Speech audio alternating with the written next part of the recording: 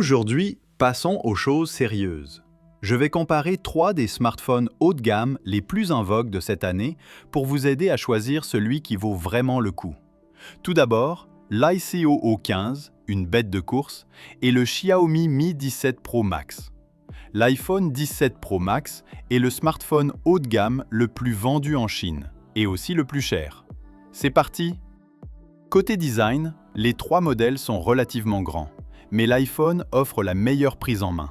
Son design monocoque est vraiment agréable. L'iQOO 15 arrive en deuxième position. Le dos en verre du Xiaomi présente une légère séparation des couleurs, ce qui peut être un peu gênant. L'écran, en revanche, est plus impressionnant. L'iQOO 15 affiche une véritable résolution 2K grâce à la nouvelle dalle M14 de Samsung. En termes de luminosité, de couleur et d'effet global, il est évident lequel est le fleuron de la gamme. Sa luminosité exceptionnelle surpasse largement celle des deux autres.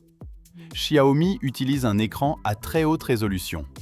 Bien que sa résolution ne soit que de 1,5K, la netteté est artificiellement améliorée par des algorithmes, offrant ainsi une expérience agréable. Sur iPhone, l'image est restée stable, mais les contours étaient flous et la luminosité nettement inférieure à celle de l'iQOO. Passons maintenant au cœur du sujet, les jeux. Sur King of Glory, l'iQOO a atteint l'impressionnant score de 144 images par seconde, IPS. Si le Xiaomi et l'iPhone ont pu faire tourner le jeu, ils n'ont pas égalé la stabilité quasi parfaite de l'iQOO. Sur Genshin Impact, l'iQOO a affiché la plus faible consommation d'énergie et la meilleure gestion de la température, tandis que le Xiaomi a obtenu les meilleures performances. L'iPhone se situait entre les deux, mais souffrait de chutes de fréquence d'image. Sur Star Rail, l'iQOO a atteint un score quasi parfait de 59 IPS, avec une température de 48 degrés Celsius, impressionnant et témoignant d'une réelle amélioration. Le Xiaomi a affiché une faible consommation d'énergie, mais une fréquence d'image instable et des températures plus élevées. L'iPhone, quant à lui, a enregistré la plus faible consommation d'énergie, mais avec une gestion très prudente, ce qui a entraîné des températures très basses et des performances limitées, provoquant des chutes de fréquence d'image. En résumé, l'iQOO s'est imposé comme le grand vainqueur en matière de jeu. Grâce à son capteur WC de 8000 micromètres carrés et à sa puce développée en interne, il était difficile d'imaginer qu'il ne l'emporte pas.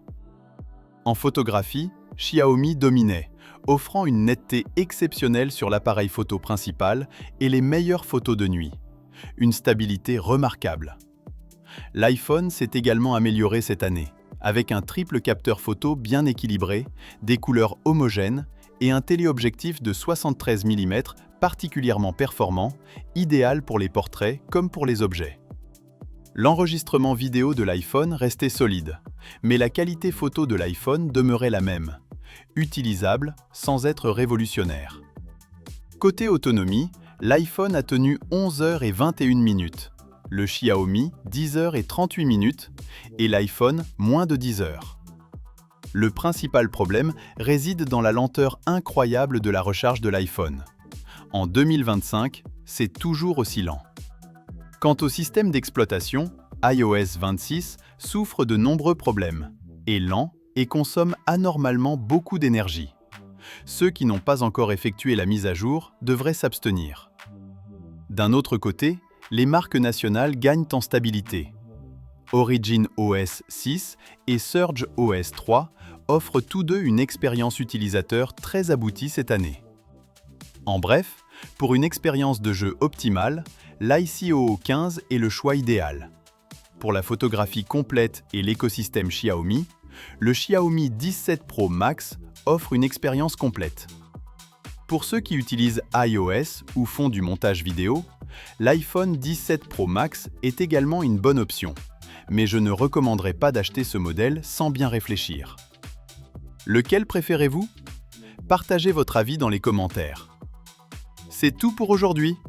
Pour rester informé des dernières actualités et mises à jour technologiques, n'oubliez pas de vous abonner à notre chaîne iPhone Page et d'activer les notifications. À bientôt pour une nouvelle vidéo. Prenez soin de vous.